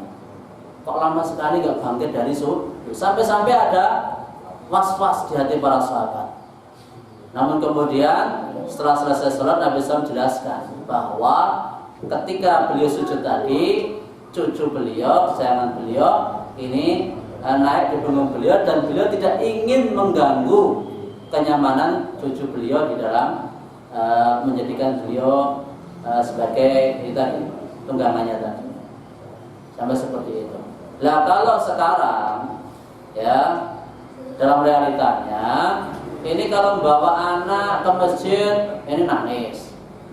Terus kalau membawa ke masjid anak misalnya sulit untuk dikendalikan dan diatur, belum usia tamyiz, ada sebagian ulama yang berpendapat ya ditunda dulu sampai anak itu bisa tamyiz dan bisa mengetahui membedakan ya ini sholat dan ini bukan sholat, dan dia bisa mandiri. Misalnya kalau anak kecil misalnya dia tidak, misalnya pipis ya kemudian buang air besar, dia kan belum bisa mandiri, walaupun sekarang ada pampers dan lain sebagainya ya. Tapi wallahu ta'ala alam, ini saya juga masih belum bisa memberikan jawaban yang memuaskan, karena saya sendiri di Masjid Agung Sukoharjo juga melihat fenomena anak-anak kecil yang satu sisi mendidik mereka, membiasakan mereka untuk sholat itu sesuatu yang bagus. Tapi di sisi yang lain mereka itu ganggu ketika sholat. Dalam arti ganggu itu mereka kalau sholat itu takbir, terus ketika itu kalau apalagi kalau jajar, mereka itu ngobrol, ya ngobrol. Itu pun ya kadang begitu. Terkadang yang lain setelah takbir lari. Jadi kosong softnya.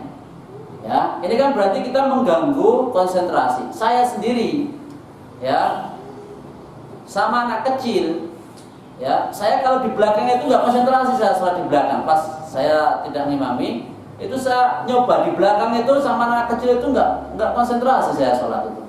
Karena apa? Dengarkan mereka sok pakai tanda, sok ngobrol, sok macam-macam. Jadi membuat hati kita tidak nyaman dan tidak tenang. Ya, ini yang saya masih mikir-mikir. Kalau seandainya alangkah indahnya, alangkah baiknya kalau seandainya anak itu bisa kita arahkan dan bisa kita bina. Tapi saya juga nggak bisa jawab. Dan Rasulullah sendiri dijadikan mainan oleh cucunya ya. Wah, ini saya belum bisa memberikan jawaban yang memuaskan karena saya masih mikir-mikir ini ya. Masih mikir-mikir. Kalau selamat tengno ya anak-anak itu ya tertib diarahkan sama orang tua sholat di masjid nggak apa-apa.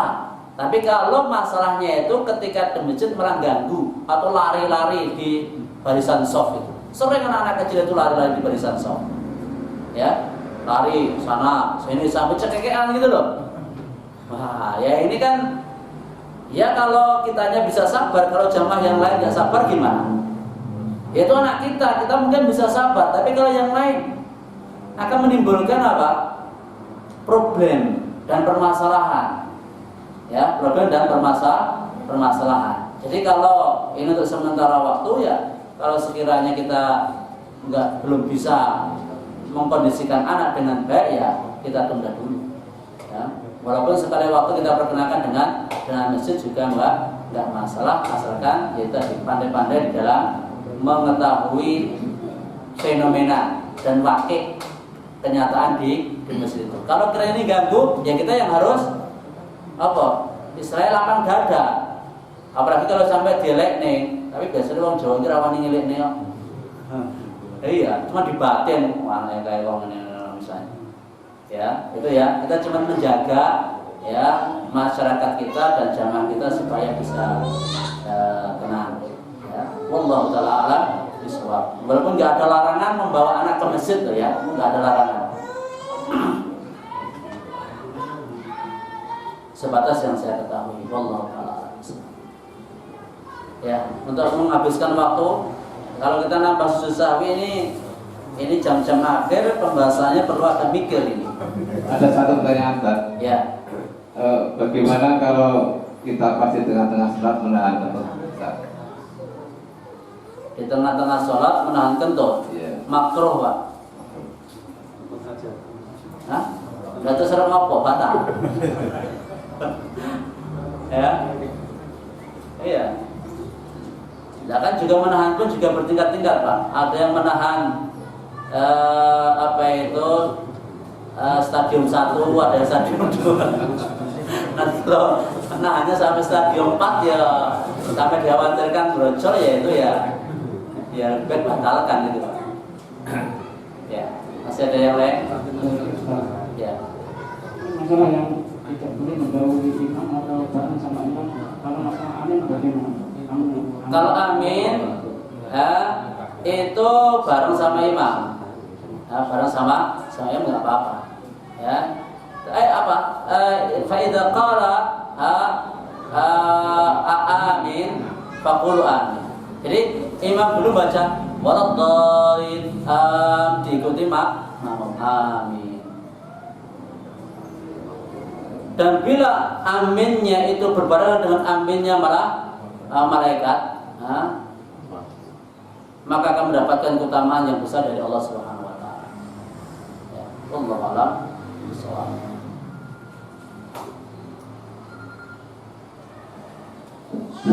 Pak, mau nanya. Ya. Assalamualaikum. Salam.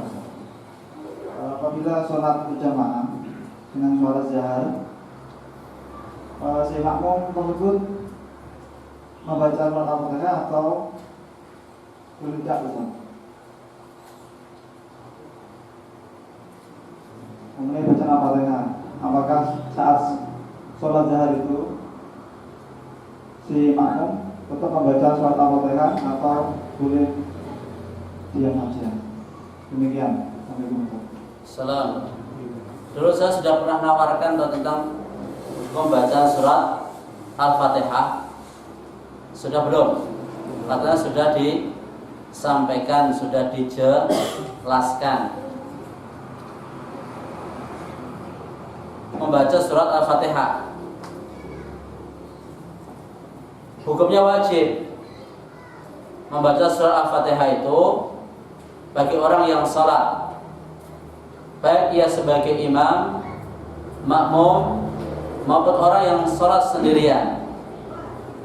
Baik apakah salatnya itu sirriyah, bacaannya dibaca pelan, atau jahriyah, baik bacaannya dibaca keras.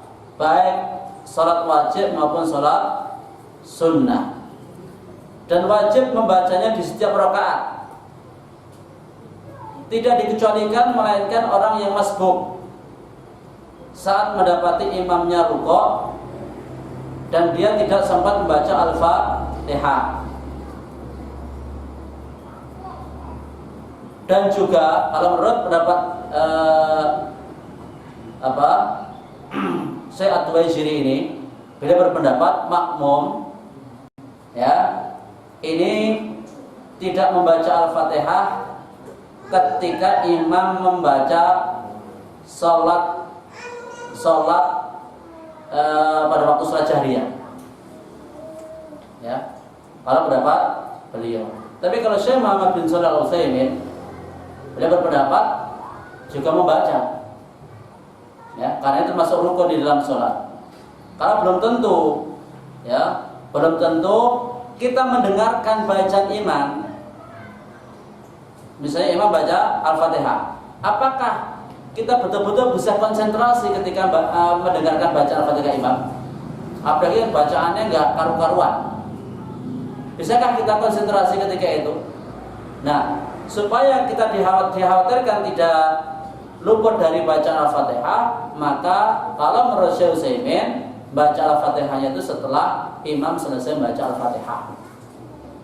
Meskipun imam sudah membaca surat atau ayat yang lain, tapi itu menurut beliau waktu membaca surah Al-Fatihah. Walaupun ada pendapat ulama yang lain, itu mazhab Hambali, yaitu di jeda sela-sela ketika imam membaca ayat-ayat Al-Fatihah. Misalnya alhamdulillahirabbil makmum baca alhamdulillahirabbil Ar-Rahmanir-Rahim, Ar-Rahmanir-Rahim. Cuman permasalahannya ketika imamnya baca waladdallin amin, makmum belum sempat membaca waladdallin dan amin. Itu yang dipermasalahkan, sehingga ijtihad beliau Allah taala alam bisawab ini baca Al-Fatihah itu setelah imam selesai baca Al-Fatihah. Ini bukan dalam fatwa beliau Arkanul Islam.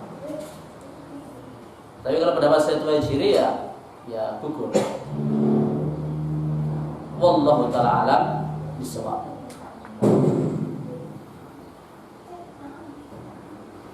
Ada yang lain? Kita sudah cukup.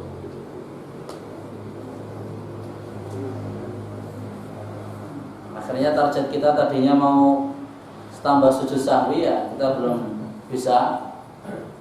Karena kalau kita bahas dalilnya, ini tadi saya nggak bacakan dalil semua. Nanti kalau saya bacakan dalilnya semua, nanti semakin sedikit ya yang kita bisa sampaikan. Wallahu a'lam bishawab. Nas'alullah li wa lakum al-afiyah wa tuqa wal afafa wal ghina wa ilman nafi'a wa amalan mutaqabbala wa qalban saliman khalas wa laqan karima. Subhanakallahumma wa bihamdika asyhadu an la ilaha illa anta astaghfiruka wa atubu ilaik. Assalamualaikum warahmatullahi wabarakatuh.